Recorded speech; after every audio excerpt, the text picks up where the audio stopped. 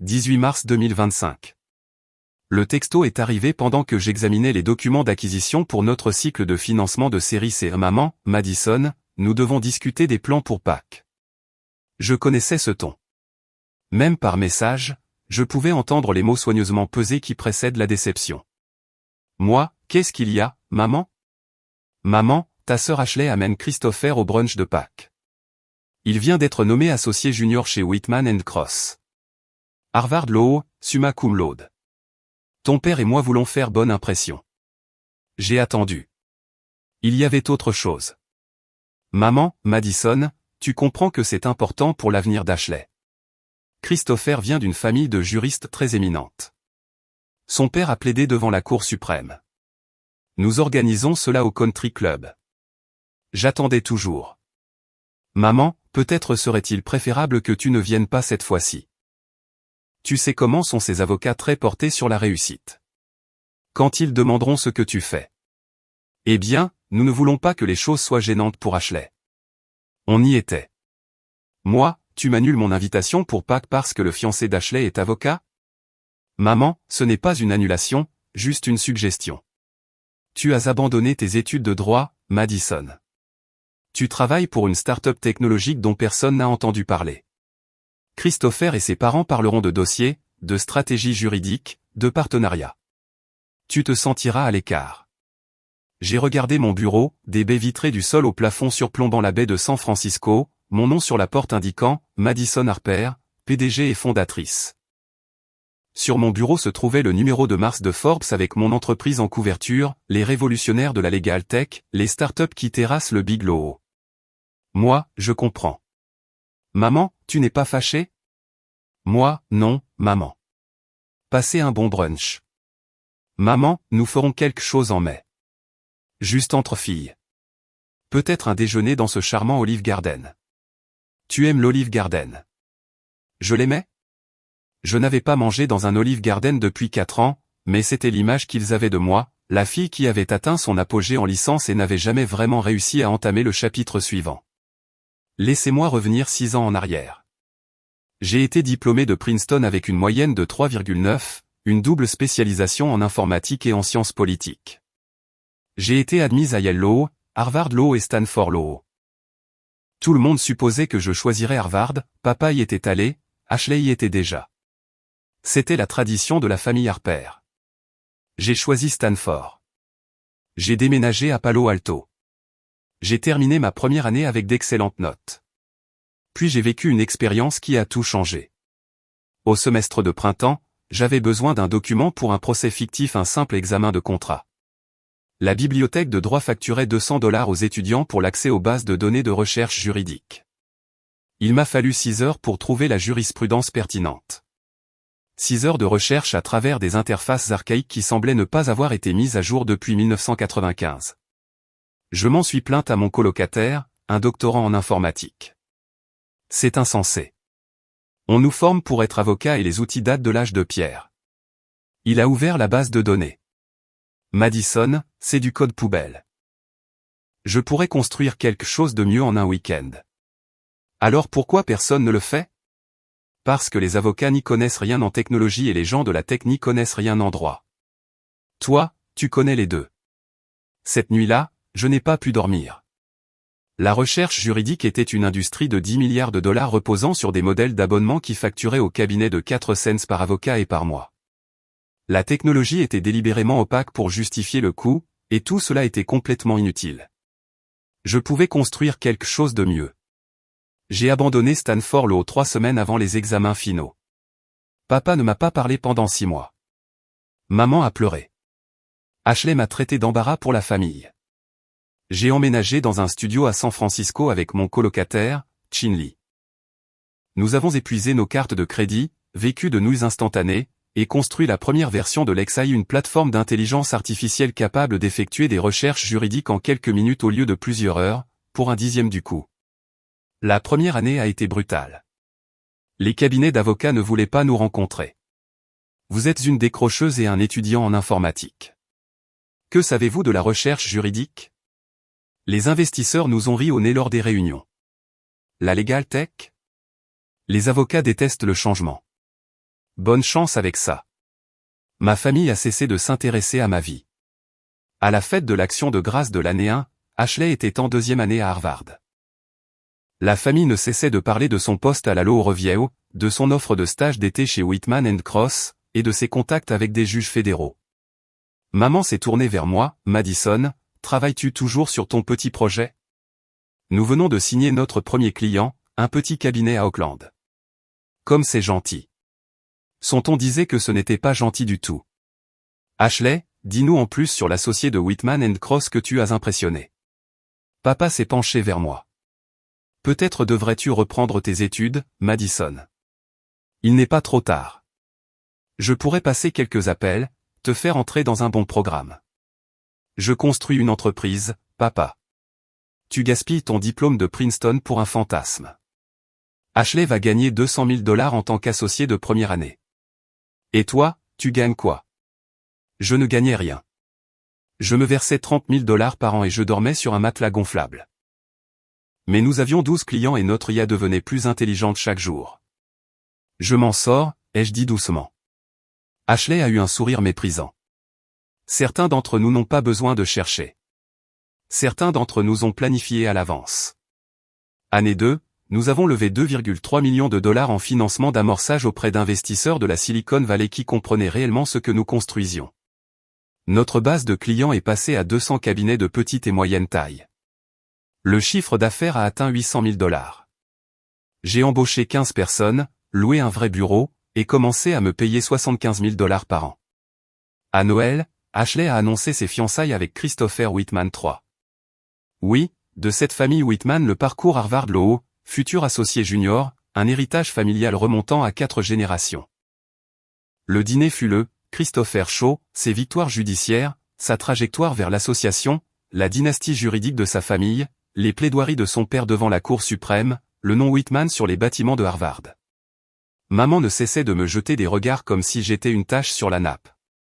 Quand Christopher a poliment demandé ce que je faisais, Ashley est intervenue. Madison a quitté Stanford Law pour lancer une entreprise technologique. C'est mignon. De la technologie juridique, en fait, ai-je dit. Nous bouleversons la recherche juridique. Le sourire de Christopher était condescendant. Bouleversé? C'est ambitieux. L'industrie juridique est assez résistante au changement. J'ai remarqué. Quel est votre chiffre d'affaires? Environ $800 000 cette année. Il a hoché la tête comme si j'avais confirmé ses pires soupçons. Des miettes. Whitman & Cross facture $800 000 dans une bonne semaine. Les startups de Legal Tech vont et viennent, Madison, mais les cabinets comme le nôtre? Nous sommes des institutions. Papa a acquiescé avec enthousiasme. Exactement. Madison, tu devrais écouter ça. Christopher comprend comment fonctionne le vrai monde juridique. J'ai mordu ma langue et changé de sujet. Plus tard, Ashley m'a coincé. Arrête d'essayer de rivaliser. Tu as abandonné. Tu as échoué. Accepte-le et passe à autre chose. Je n'ai pas échoué, Ashley. J'ai choisi un chemin différent. Un chemin qui ne mène nulle part. Christopher gagne plus en bonus que le chiffre d'affaires total de ton entreprise. Reste à ta place. L'année 3 a été notre percée. Nous avons levé $28 millions en série A.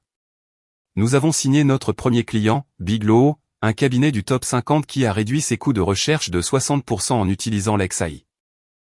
Puis un autre, puis 12 autres. Le chiffre d'affaires a atteint $15 millions.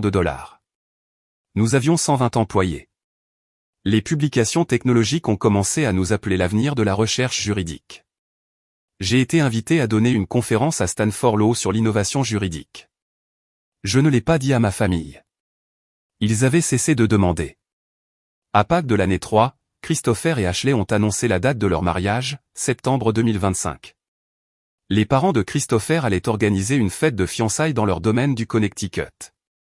Liste d'invités très exclusive, a dit maman. Des juges, des sénateurs, des sommités du droit. Je suis sûr que ce sera magnifique, ai-je dit. Eh bien, maman a hésité. C'est vraiment plus pour le cercle professionnel de Christopher. Tu comprends? Je n'étais pas invité à la fête de fiançailles de ma propre sœur. Ashley a eu la décence d'avoir l'air légèrement coupable. C'est juste que les parents de Christopher sont très traditionnels. Ils ont demandé que la liste des invités reflète un certain calibre. Je ne répondais pas aux exigences de calibre. Christopher a ajouté, sans offense, Madison, mais le cabinet de mon père représente des entreprises du Fortune 100. Les invités seront des juges d'appel fédéraux, des doyens de faculté de droit, des associés directeurs. Ton truc de start-up ne correspond pas vraiment à l'atmosphère que nous recherchons. Je comprends, ai-je dit. Je comprenais. Je comprenais parfaitement. Dès lors, notre croissance est devenue exponentielle. Financement de série B, 95 millions de dollars mené par Sequoia Capital.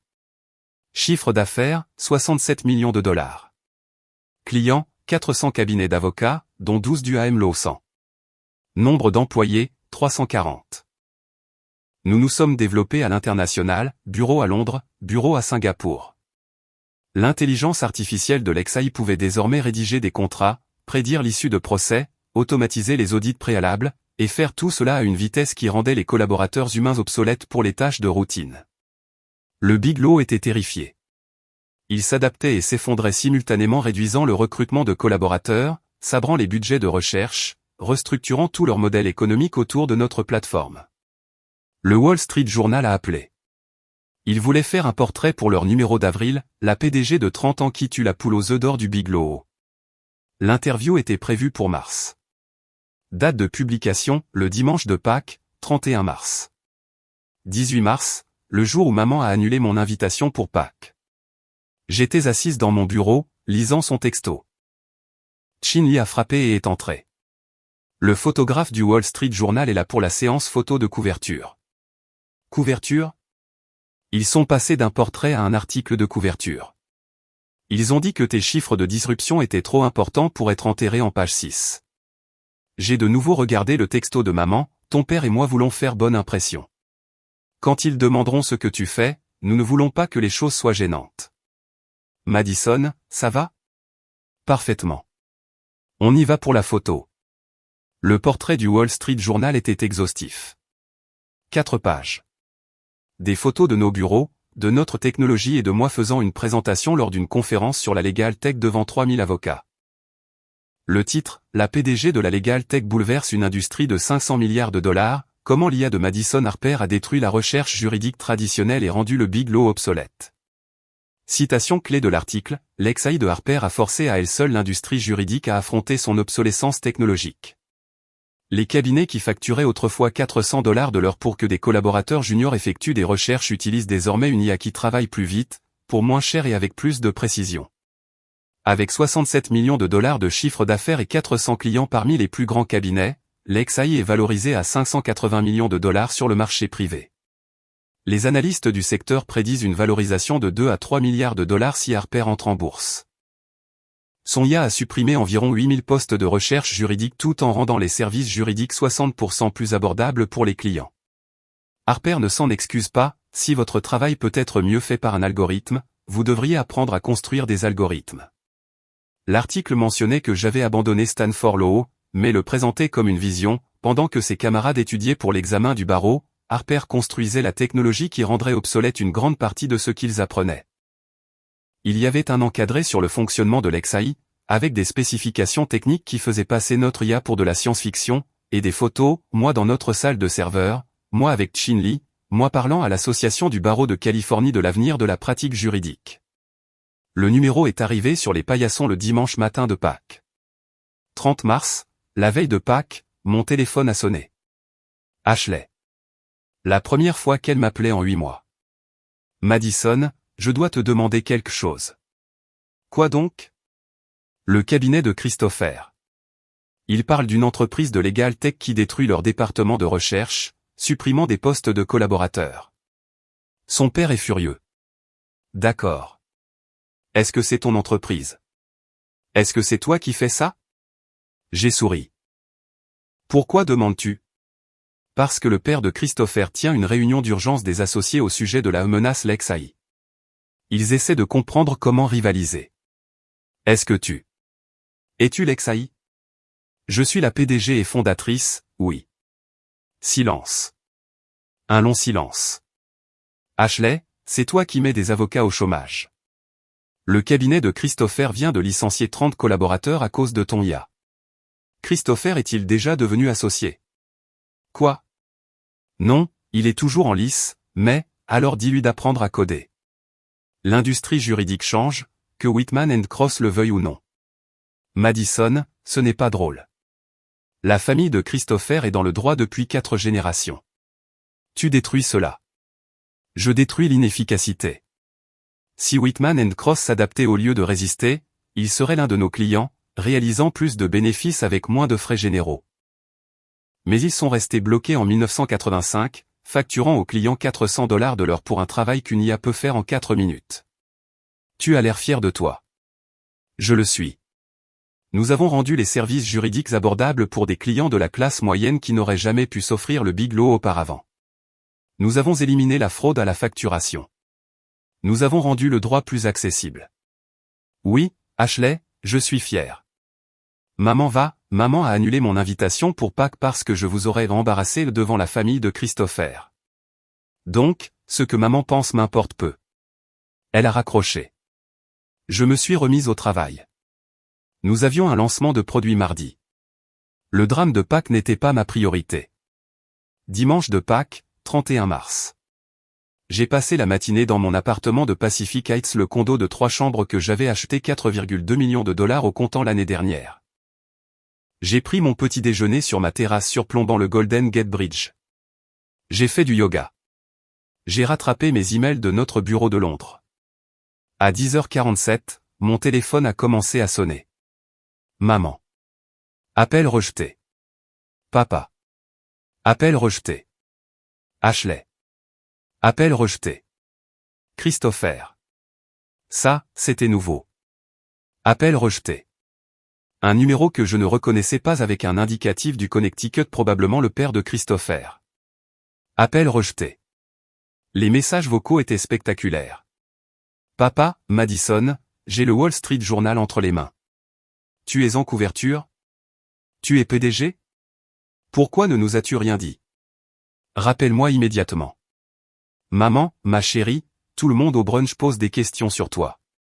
Le père de Christopher est ici et il est très contrarié par ton entreprise. Nous devons en parler. Pourquoi n'as-tu pas mentionné que tu étais dans le Wall Street Journal? Ashley, Madison, tu nous as humiliés. Le père de Christopher est furieux. Il dit que tu détruis à toi seul la profession juridique. Comment as-tu pu nous faire ça? Christopher, Madison, nous devons discuter des pratiques de ton entreprise. Mon père veut te rencontrer. Rappelle-moi. Numéro inconnu, voix distinguée et colérique, Mademoiselle Harper, ici Christopher Whitman II. Nous devons avoir une conversation sérieuse sur l'impact prédateur de votre entreprise sur l'industrie juridique. Appelez mon bureau lundi matin. Je me suis servi un mimosa et j'ai lu les textos. Ashley, tout le monde nous dévisage. Ashley, le père de Christopher est livide. Ashley, maman pleure. Ashley, depuis combien de temps prépares-tu cela? Maman, pourquoi ne nous as-tu pas dit que tu avais réussi? Nous aurions pu te soutenir. Papa, l'associé directeur du cabinet de Christopher est à notre table. Il pose des questions très précises sur toi. Appelle-moi. Ashley, tu as fait ça exprès. Tu as planifié ça pour gâcher mon Pâques. J'ai répondu sur le groupe de discussion familiale, joyeuse Pâques. Profitez bien du brunch. Puis j'ai mis la conversation en sourdine. À 14h, on a sonné à ma porte. J'ai vérifié la caméra, maman, papa et Ashley. Ils étaient venus directement du country club jusqu'à San Francisco, toujours dans leur tenue de Pâques. J'ai failli ne pas répondre, mais la curiosité l'a emporté. Madison. Maman s'est précipitée à l'intérieur, les yeux rouges d'avoir pleuré. Pourquoi ne nous as-tu rien dit? Papa tenait le Wall Street Journal comme s'il s'agissait d'une pièce à conviction lors d'un procès. Tu pèses 580 millions de dollars? Ashley avait l'air d'avoir reçu une gifle. Tu nous as laissé croire que tu échouais. J'ai désigné mon salon les meubles sur mesure, les œuvres d'art originales, les baies vitrées avec vue sur le pont qui criaient le succès à 8 chiffres. Pensiez-vous vraiment que j'échouais, ou vouliez-vous simplement le penser? Le regard de maman a balayé l'appartement. Cet endroit. Il doit coûter 4,2 millions. J'ai payé comptant. Papa s'est effondré sur mon canapé en cuir italien à 15 000 $. Tu vis comme ça et tu ne nous l'as jamais dit. Vous n'avez jamais demandé. En 4 ans, aucun d'entre vous n'a posé une seule question sur mon entreprise, ce que nous faisions, comment nous allions. Rien. Ce n'est pas juste, a protesté Ashley. Tu étais si secrète. Je n'étais pas secrète.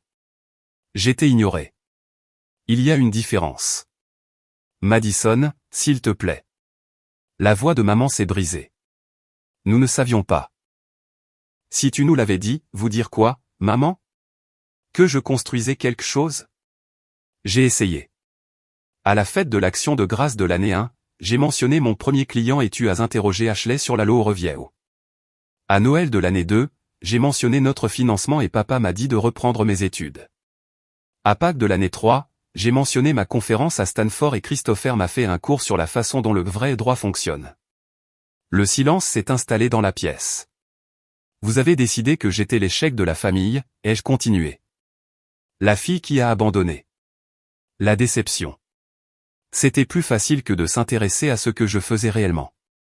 Mais tu aurais pu, a commencé Ashley. J'aurais pu quoi? Vous forcer à vous y intéresser? Supplier pour avoir votre attention? J'étais occupé à bâtir une entreprise qui révolutionne toute une industrie. Je n'avais pas le temps de convaincre ma famille que je valais la peine qu'on s'intéresse à moi. Papa a retrouvé la parole. Madison, je suis désolé. Nous avons fait des suppositions. Mais tu dois comprendre, Ashley était à Harvard, elle entrait à la Loro Viejo, elle décrochait ses postes prestigieux. Et moi, je construisais quelque chose qui rend la Loro Viejo obsolète. Mais vous ne pouviez pas le voir parce que vous étiez trop occupé à être fier du succès conventionnel d'Ashley pour remarquer que mon succès non conventionnel était plus grand. Le visage d'Ashley a rougi. Plus grand? Tu détruis la profession juridique. Je bouscule l'inefficacité. Il y a une différence. Le père de Christopher dit que tu mets de bons avocats au chômage. Je mets des modèles économiques inefficaces au chômage. Les avocats qui s'adaptent prospèrent. Ceux qui refusent d'évoluer sont en difficulté. C'est ce qu'on appelle le progrès. C'est ce qu'on appelle être impitoyable. A lancé Ashley. Sais-tu ce que c'était au brunch? Le père de Christopher qui lisait ton portrait, devenant plus en colère à chaque paragraphe. Ses associés me demandant comment ma sœur pouvait trahir la profession juridique. Maman qui pleurait parce qu'elle ne savait pas que sa propre fille était en couverture du Wall Street Journal. Ça a l'air inconfortable. C'était humiliant. Bizarre. C'est exactement ce que j'ai ressenti quand tu as annulé mon invitation pour ne pas m'avoir hâté, embarrassé, devant l'importante famille d'avocats de Christopher. L'argument a fait mouche. Maman a réessayé. Ma chérie, nous voulons arranger les choses. Nous voulons faire partie de ton succès. Nous sommes fiers de toi. Êtes-vous fiers de moi, ou êtes-vous fiers de la couverture du Wall Street Journal? Parce que ce sont deux choses différentes. Les deux? Nous sommes fiers des deux. Alors où étiez-vous il y a 4 ans quand je dormais sur un matelas gonflable et que je mangeais des nouilles instantanées? Où étiez-vous il y a 3 ans quand j'ai signé mon premier gros client? Où étiez-vous il y a 2 ans quand nous avons levé 95 millions de dollars et que je suis entré dans la liste Forbes des 30 de moins de 30 ans? Maman a cligné des yeux. Tu as fait le Forbes 30 de moins de 30 ans? Il y a 2 ans? Je ne vous l'ai pas dit parce que vous aviez déjà clairement fait savoir que vous pensiez que je gâchais mon diplôme de Princeton. Papa avait l'air dévasté. Madison, s'il te plaît. Nous avons fait des erreurs. Nous voulons une autre chance. Pourquoi faire? Être fier de moi maintenant que d'autres le sont? Revendiquer le mérite de mon succès alors que vous avez passé 4 ans à le mépriser. Ashley a coupé. C'est vindicatif. Tu nous punis de ne pas être devin. Comment étions-nous censés savoir que tu construisais quelque chose d'énorme si tu ne nous le disais pas? Vous n'avez jamais demandé. Ma voix a résonné contre les vitres. En 4 ans, Ashley, tu ne m'as jamais demandé une seule fois comment allait mon entreprise. Tu l'as qualifiée de mignonne et de mon petit projet, et tu m'as dit de rester à ma place. Tu m'as désinvité de ta fête de fiançailles parce que je ne répondais pas aux exigences de calibre de Christopher. Tu m'as exclu de Pâques parce que mon travail serait gênant par rapport au pédigré Harvard Law de Christopher. Je ne savais pas, tu ne voulais pas savoir. C'était plus facile d'avoir une sœur qui a échoué pour se sentir supérieure. J'étais ton contre-exemple, l'échec de la famille qui prouvait que tu avais fait les bons choix. Le silence était étouffant. Voici ce qui se passe réellement, ai-je dit calmement. Vous n'êtes pas ici parce que vous êtes fier de moi. Vous êtes ici parce que je vous ai fait paraître ridicule devant des gens que vous vouliez impressionner. Le père de Christopher a lu comment on y a détruit des cabinets comme le sien, et maintenant vous devez limiter les dégâts. Ce n'est pas vrai, a chuchoté maman. Ah bon? Si cet article était paru n'importe quel autre dimanche, seriez-vous ici? Ou seriez-vous toujours en train de m'éviter parce que je suis la fille qui ne correspond pas à votre image de la réussite? Pas de réponse. C'est bien ce que je pensais. Papa s'est levé. Que attends-tu de nous, Madison? Des excuses? Tu les as. De la reconnaissance? Tu l'as. Quoi d'autre? Je n'attends rien, papa. Je ne veux sincèrement rien. J'ai une entreprise qui change une industrie. J'ai des employés qui croient en notre vision. J'ai des investisseurs qui ont valorisé mon travail à 580 millions de dollars. J'ai le respect des personnes dont l'opinion compte réellement pour moi. Nous sommes ta famille, a dit maman. Ah bon? Parce que les familles sont présentes. Les familles posent des questions. Les familles vous soutiennent avant que le Wall Street Journal ne leur dise de le faire. Vous êtes mes parents et ma sœur. Mais ma famille? C'est Chin Lee, qui a cru en moi quand je n'étais personne. C'est mon équipe de 340 personnes qui m'ont fait confiance pour construire quelque chose de révolutionnaire. Ce sont les investisseurs qui ont vu un potentiel quand vous voyez un échec. Le téléphone d'Ashley a vibré. Elle y a jeté un œil. Christopher veut savoir si tu acceptes de rencontrer son père. Non. Madison, s'il te plaît. L'examen de titularisation de Christopher est dans 6 mois. Si son père pense que notre lien familial avec toi est un handicap, ce n'est pas mon problème. Comment peux-tu être si froide? J'ai appris des meilleurs. Tu as été froide quand tu m'as désinvité de Pâques. Maman a été froide quand elle a suggéré que je vous embarrasserais. Papa a été froid quand il m'a dit que je gâchais mon diplôme. Je ne fais qu'adapter mon énergie à la vôtre. Ils sont partis. Maman pleurait, papa semblait avoir vieilli, et Ashley avait l'air furieuse.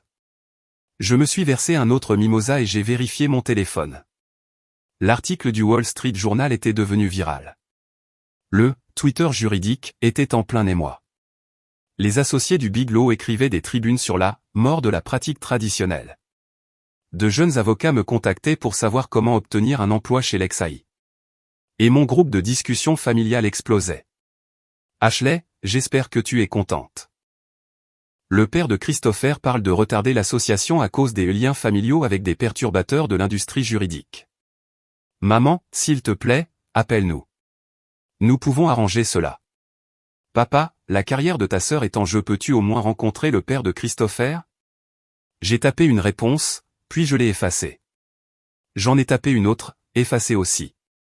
Finalement, je me suis moi-même exclu de cette conversation il y a 4 ans. Vous ne l'avez simplement pas remarqué jusqu'à maintenant. Puis j'ai quitté le groupe de discussion. 2 avril. Mon assistante a frappé à la porte de mon bureau. Un certain Christopher Whitman II est ici pour vous voir. Il n'a pas de rendez-vous, mais il insiste. Faites-le entrer. Christopher Whitman II était exactement comme je l'imaginais, cheveux argentés, costume à $5000, une présence qui remplissait la pièce. Le genre d'homme qui avait plaidé devant la Cour suprême et s'attendait à ce que tout le monde s'en souvienne. Mademoiselle Harper. Merci de me recevoir. Je suis curieuse de savoir ce que vous avez à dire. Il s'est assis sans y être invité. Je vais être direct. Votre technologie détruit le modèle économique que ma famille a construit sur 4 générations. Des collaborateurs que nous avons formés sont licenciés. Des départements de recherche dans lesquels nous avons investi sont obsolètes. Vous démantelez la profession juridique. Je démantèle l'inefficacité. La profession juridique s'adaptera. Vous avez 29 ans, aucun diplôme de droit, et vous me faites la leçon sur la profession juridique. J'ai un diplôme de Princeton en sciences politiques, 3 ans d'études de droit, et j'ai construit une IA qui fait des recherches juridiques mieux que n'importe quel collaborateur chez Whitman & Cross.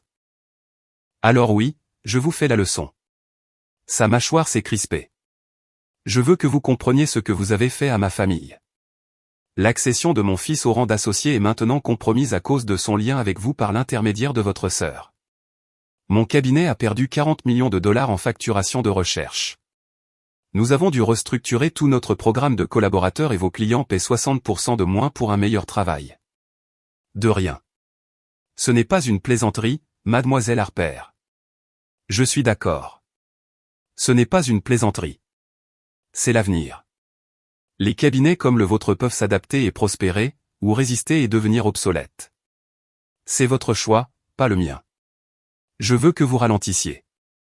Laissez à l'industrie le temps de s'ajuster. J'ai failli rire. Vous voulez que je sabote mon entreprise pour que vous puissiez protéger votre modèle économique démodé? Je vous demande de faire preuve de courtoisie professionnelle. Comme la courtoisie dont votre fils a fait preuve envers ma sœur quand il lui a dit que je ne répondais pas aux exigences de calibre ou pour leur fête de fiançailles? Comme la courtoisie dont ma famille a fait preuve quand ils m'ont désinvité de Pâques pour que je ne les embarrasse pas devant vous? Il a cligné des yeux. Je ne vois pas de quoi vous parlez. Bien sûr que non. Vous étiez trop occupé à être outré par mon succès pour remarquer comment votre fils traitait la famille de ma sœur. Voici ce qui se passe réellement, Monsieur Whitman, vous voulez que j'échoue pour ne pas avoir à changer. Mais je n'échoue pas. Je réussis spectaculairement. Et vous avez deux choix, devenir un client de l'XAI et réduire vos coûts de recherche de 60%, ou continuer à résister et regarder des cabinets plus jeunes et plus intelligents vous manger tout cru. Espèce d'arrogante, je préfère confiante. Maintenant, si vous voulez bien m'excuser, j'ai une réunion avec 3 cabinets du AMLO 50 qui sont prêts à entrer dans le 21e siècle. Il s'est levé. Christopher va quitter votre sœur. Alors il lui rendrait service. Un homme qui fonde ses décisions relationnelles sur les griefs commerciaux de son père ne vaut pas la peine d'être épousé. Vous allez le regretter. Je ne regrette rien. J'ai construit quelque chose de révolutionnaire pendant que des gens comme vous me disaient que c'était impossible. J'ai réussi alors que ma propre famille me méprisait. Je suis en couverture du Wall Street Journal pendant que vous faites une crise de colère dans mon bureau. La seule chose que je regrette, c'est de ne pas avoir réalisé plus tôt que votre approbation n'avait aucune valeur. 15 avril, Ashley a appelé. Christopher a rompu avec moi. J'ai attendu. Son père a dit que se marier dans une famille ayant des antagonistes de l'industrie juridique nuirait à ses perspectives d'association. Alors il a rompu. 4 ans, Madison. 4 ans de ma vie gâchée parce que tu ne pouvais pas simplement être normal. Ashley, non. J'ai besoin que tu entendes ça. Tu as détruit ma relation. Tu as humilié nos parents. Tu m'as fait passer pour une idiote lors de mon propre brunch de Pâques. Et pourquoi? Pour prouver que tu es plus intelligente que tout le monde? Pour te venger? Je ne t'ai rien fait, Ashley. J'ai construit une entreprise. C'est tout. Tu as choisi la date de cet article pour Pâques exprès. Le Wall Street Journal a fixé la date de publication. Je n'ai même pas su que ce serait Pâques avant une semaine avant. Je ne te crois pas, ça m'est égal. Ashley, ton fiancé t'a plaqué parce que son père ne peut pas s'adapter au changement de l'industrie. Ce n'est pas ma faute. C'est Christopher qui a choisi l'approbation de son père plutôt que toi. Tu devrais être en colère contre lui, pas contre moi. Tout le monde au Country Club a vu cet article. Tout le monde sait que tu es ma sœur. Ils demandent tous pourquoi tu essaies de détruire la profession juridique.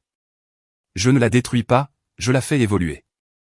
Et si tes amis du Country Club ne voient pas la différence, peut-être as-tu besoin de meilleurs amis. Tu as toujours été jalouse de moi. Admets-le. Tu as abandonné tes études de droit parce que tu ne pouvais pas rivaliser avec moi. Ashley, j'ai abandonné parce que j'ai vu une industrie de 500 milliards de dollars prête pour une disruption et que j'avais les compétences pour le faire. Ton poste à la Lowe Review est impressionnant. La valorisation de mon entreprise à 580 millions de dollars est transformatrice. Ce n'est pas la même chose. Je te hais. Non. Tu es le fait que je réussisse d'une manière que tu n'avais pas prévue et que tu ne peux pas contrôler. Tu es le fait que ton chemin conventionnel ne t'ait pas rendu spécial. Tu es le fait que la sœur que tu méprisais soit maintenant plus riche et plus influente que tu ne le seras probablement jamais. Elle a raccroché. Le cycle de financement de série C a été clôturé. 240 millions de dollars menés par Andreessen Horowitz. Valorisation après financement, 2,3 milliards de dollars. L'XAI comptait désormais 800 cabinets d'avocats clients. Le chiffre d'affaires devait atteindre 180 millions de dollars d'ici la fin de l'année. Nous employons 680 personnes dans cette pays. J'ai été nommé au temple de la renommée Forbes des 30 de moins de 30 ans. Le Time Magazine m'a placé sur sa liste des leaders de la prochaine génération. Harvard Law m'a invité à prononcer le discours de remise des diplômes ironiques, sachant que j'ai abandonné Stanford Law. Mes parents ont envoyé une carte, félicitations pour ton succès. Nous sommes très fiers. Affectueusement, maman et papa. Pas d'appel, pas de visite. Juste une carte. Ashley n'a rien envoyé. Novembre 2025. J'ai acheté une maison à Atherton. 22 millions de dollars, 6 chambres, un vignoble, une maison d'amis. J'ai organisé une pendaison de crémaillère pour mes vrais amis et collègues. Chin Lee a porté un toast en mon honneur, à la femme qui a quitté la faculté de droit pour tuer la faculté de droit. Tu es une légende. Mon chef de produit, à Madison, qui a vu l'avenir et l'a construit. Mon directeur juridique, un ancien associé de Whitman & Cross qui avait quitté le navire en voyant d'où venait le vent, à la disruption, à l'évolution et à l'accessibilité du droit. Quelqu'un a demandé si ma famille venait. Voici ma famille, ai-je dit, en levant mon verre vers l'assemblée. Les gens qui ont cru en moi quand je n'étais qu'une décrocheuse avec une idée folle. Les gens qui ont travaillé 80 heures par semaine pour construire quelque chose de révolutionnaire. Les gens qui n'ont pas eu besoin du Wall Street Journal pour leur dire que je valais la peine d'être connu. Plus tard, sur ma terrasse dominant la vallée, Chin Lee m'a rejointe. Des regrets? J'ai pensé au texto de maman annulant mon invitation pour Pâques. À Ashley qualifiant mon entreprise de « mignonne ». À Christopher me faisant la leçon sur le fonctionnement du « vrai droit ». À papa me disant que je gâchais mon diplôme de Princeton. Non, ai-je dit. On ne peut pas regretter d'avoir dépassé des gens qui n'allaient jamais évoluer avec vous. C'est froid, a-t-elle observé. C'est honnête, ai-je corrigé. Mon téléphone a vibré. Maman, d'un numéro que je n'avais pas enregistré. Maman, Madison, ta tante Carole t'a vu dans le Time Magazine. Elle a demandé pourquoi nous ne t'avions pas mentionné. Pouvons-nous parler? J'ai supprimé le message. La famille, a demandé Chin Lee. Non, ai-je dit. Juste des gens qui voulaient des places au premier rang une fois que le spectacle était terminé. J'ai regardé la vallée, les entreprises en train de se construire, les avenirs en train de se créer, les vieux modèles détruits par de meilleurs. Mon entreprise était valorisée à 2,3 milliards de dollars. J'avais révolutionné une industrie. J'avais rendu les services juridiques accessibles à des millions de personnes qui n'auraient jamais pu se les offrir auparavant. Et j'avais fait tout cela sans le soutien, l'approbation ou la confiance de ma famille. Ce qui signifiait que je n'avais besoin d'aucune de ces choses maintenant. J'ai levé mon verre à ceux qui étaient réellement là.